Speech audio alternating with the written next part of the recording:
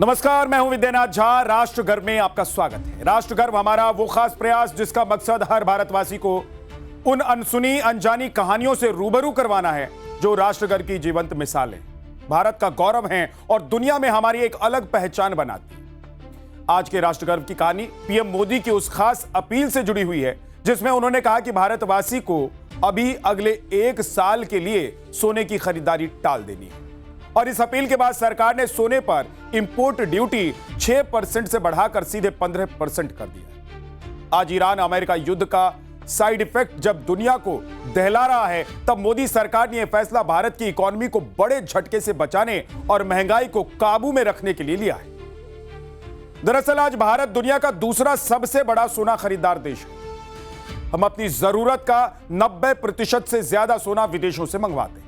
World gold council की report आपको बताऊं तो हम हर साल औसतन 800 टन यानी कि 8 लाख किलो सोना खरीदते हैं। इस पर अरबों डॉलर खर्च होते हैं।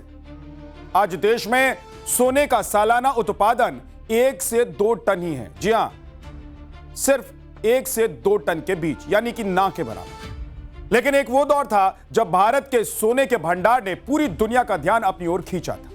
ये बहुत पुरानी बात नहीं है, 150 साल पहले की ऐतिहासिक हकीकत है। तब भारत के कोलार गोल्ड फील्ड से सोना खोदकर निकालने के लिए अंग्रेजों ने भारत में मिनी इंग्लैंड बसा दिया। और अभी 25 साल पहले तक, यानी कि साल 2001 तक कोलार की सोना की खदानें चालू भी थी। राष्ट्रगर्व में अब आपको कोलार गोल्ड फील्ड की वही हैरत अंगेज कहानी दिखाता हूं जो हर भारतवासी को राष्ट्र गर्व से भर देने। पहाड़ की इन चट्टानों पर उभरी हुई ये सुनहरी लकीरें देख रहे हैं आप। इसमें भारत के राष्ट्र गर्व की हैरान करने वाली अनगिनत कहानियां छिपी हैं। ये कोलार गोल्ड फील्ड का वही इलाका है जो एक समय भारत का 95% सोना अकेले उगलता था।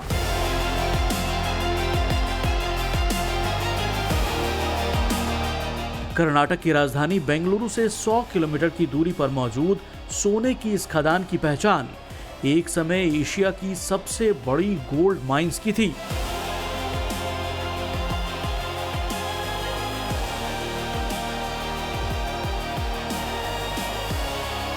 अंग्रेजों ने 200 सालों तक भारत को गुलाम बनाकर रखा, तो उसके पीछे एक बड़ा लालच कोलार गोल्ड फील्ड की चट्टानों में मौजूद सोने का खजाना था।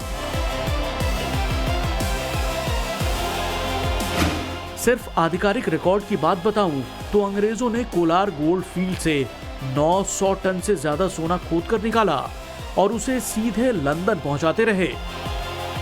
और भारत के सोने से अंग्रेजों ने ब्रिटेन की किस्मत चमकाई। कोलार गोल्ड फील्ड से सोने के अंधाधुंध खुदाई की कहानी साल 1880 में शुरू हुई थी।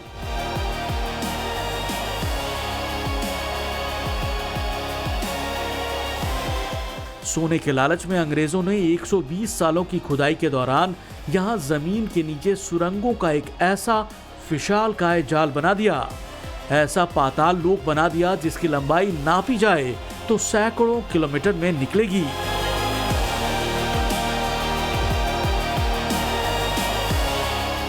अगर कोलार गोल्ड फील्ड के इन सभी अंडरग्राउंड रास्तों को सीधा जोड़ दिया जाए तो ये भारत के एक कोने से दूसरे कोने तक पहुंच सकते हैं।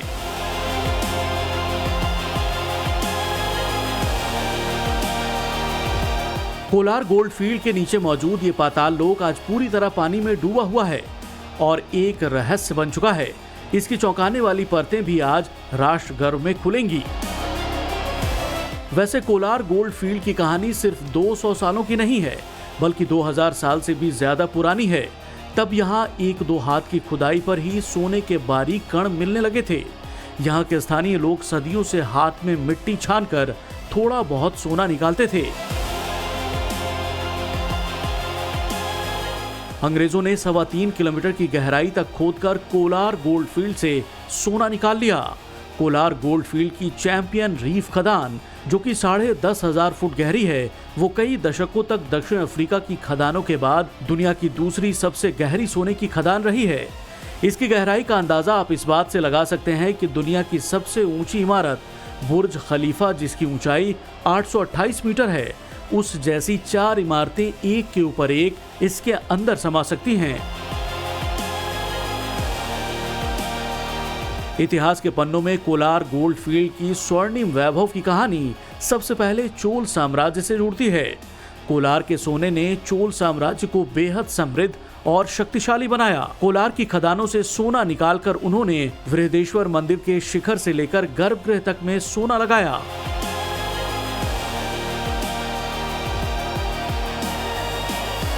खैर, ये तो 8वीं सदी की बात है।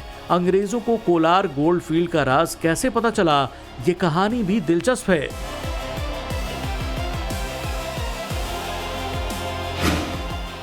सन 1799 में श्रीरंगपट्टनम के युद्ध में मैसूर के सुल्तान टीपू सुल्तान को हराकर अंग्रेजों ने मैसूर पर कब्जा कर लिया। टीपू सुल्तान की मौत के कुछ समय बाद ब्रिटिश सरकार ने पूरे मैसूर राज्य का नक्शा और भूगोल तैयार करने के लिए एक सर्वेक्षक लॉर्ड जॉन वॉरेन को भेजा। साल 1802 में जब वॉरेन कोलार क्षेत्र का सर्वे कर रहे थे, तब उन्होंने देखा कि स्थानीय लोग बैलगाड़ियों में मिट्टी भरकर ले जा रहे हैं और उसमें से सोने के कण निकल रहे हैं। वॉरेन ने खुद दिलचस्पी ली और घोषणा की कि जो भी मुझे सोना ढूंढ कर देगा उसे इनाम मिलेगा। स्थानीय लोग उन्हें एक जगह ले गए और मिट्टी धोकर सोना दिखाया। वॉरेन हैरान रह गए। उन्होंने इस पर एक डिटेल्ड रिपोर्ट लिखी और ब्रिटिश सरकार को भेजी। तब जाकर अंग्रेजों के सामने कोलार गोल्ड फील्ड का राज खुला।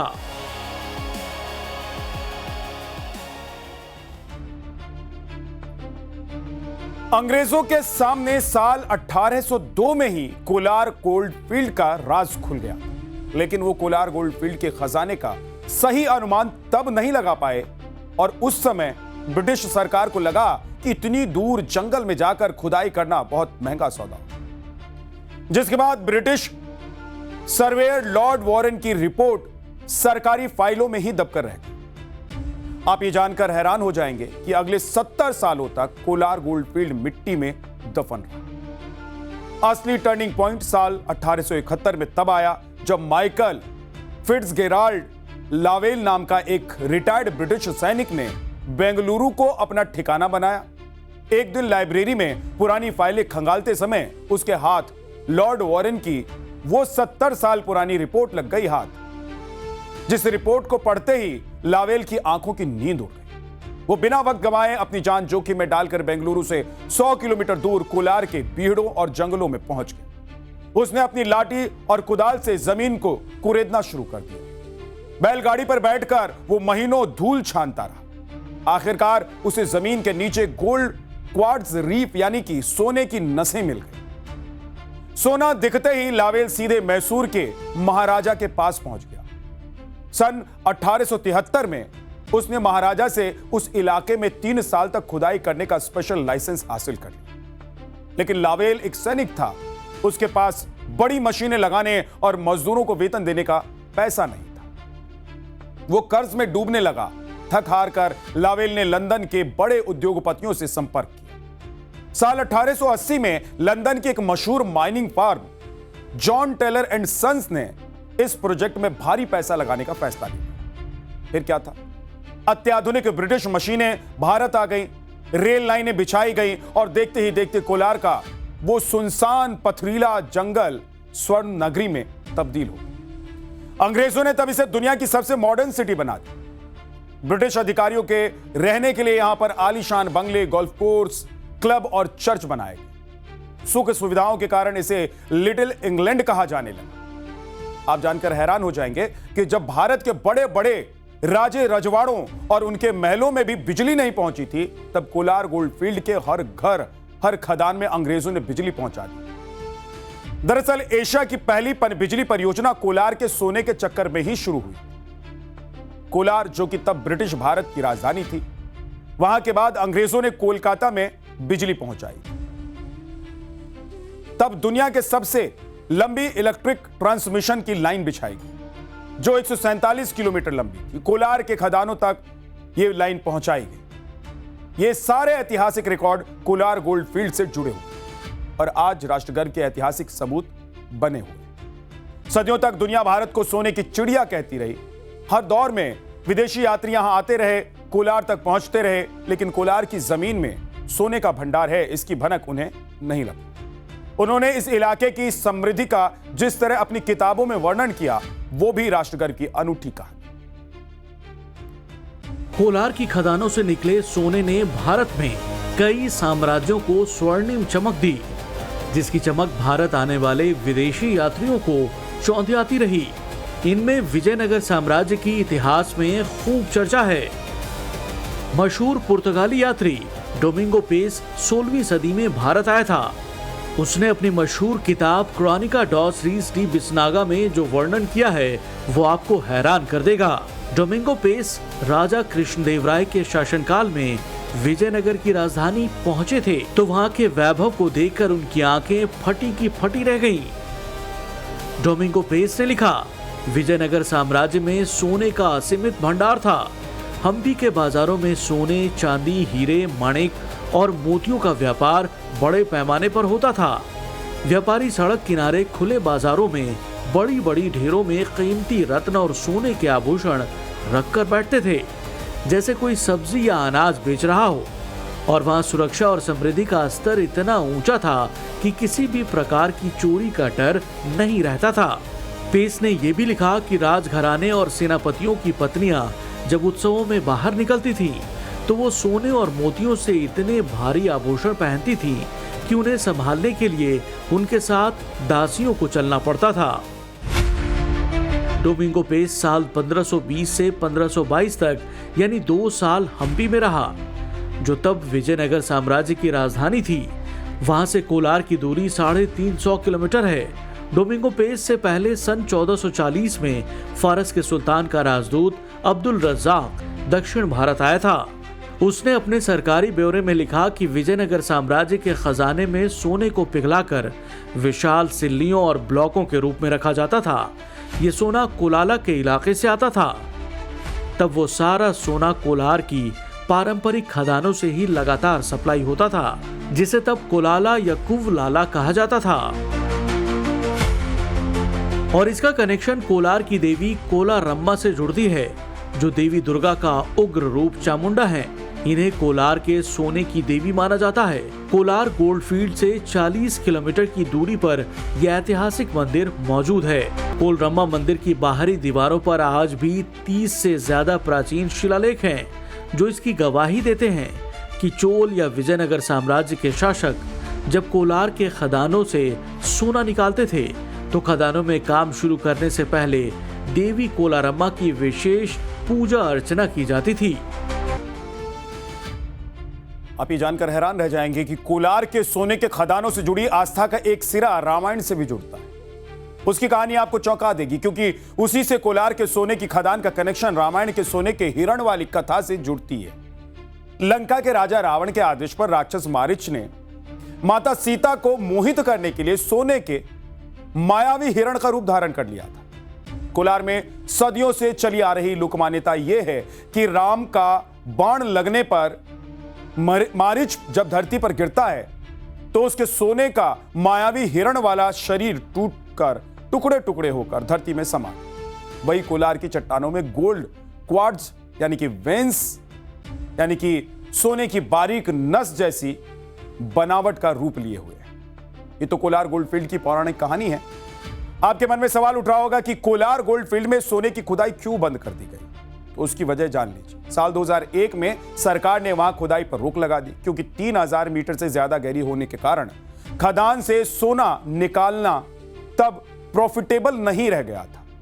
तब 10 ग्राम सोने का भाव 5000 रुपए के आसपास ही रह गया था, और इतना सोना निकालने की लागत 8000 तक पहुंच गई थी। लेकिन अब तस्वीर बदल गई है। 10 ग्राम सोने का भाव अभी 1.5 लाख रुपए से ऊपर है, और इसे ध्यान में रखकर मोदी सरकार ने इसके लिए मिशन कोलार शुरू किया है। राष्ट्रगर्व की यह कहानी हर भारतवासी को राष्ट्रगर्व से भरने वाली है। नरेंद्र मोदी सरकार कोलार गोल्ड फील्ड्स को लेकर एक बहुत ही ठोस और रणनीतिक और ऐतिहासिक योजना पर काम कर रही है। सरकार का लक्ष्य केजीएफ की धरती से एक बार फिर सोना उगलवाना है, लेकिन इस बार तरीका थोड़ा सा अलग और आधुनिक होगा।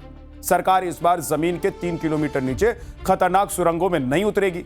इसके बजाय पिछले 120 सालों की माइनिंग के बाद जमीन के ऊपर जो लाखों टन मलबा पहाड़ों के रूप में जमा है उसका इस्तेमाल किया जाए। संसदीय स्थायी समिति की रिपोर्ट के अनुसार केजीएफ परिसर में लगभग 3.3 करोड़ टन ऐसा माइनिंग कचरा फैला हुआ है। पुरानी तकनीकों के कारण उस मलबे में काफी सोना छूट गया था। अनुमान है कि 1 टन मलबे को प्रोसेस करने पर लगभग 1 ग्राम सोना निकलेगा, यानी कि इस तरह कुल 23 टन शुद्ध सोना वहां से निकल जाएगा।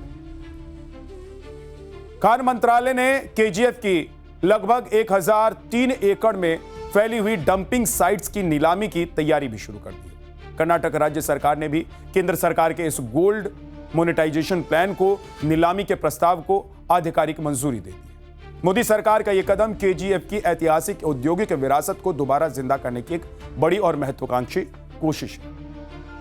तो ये थी राष्ट्रगर्व की आज की कहानी। अब आपसे रात 8:50 पर मुलाकात होगी न्यूज की पाठशाला। नमस्कार।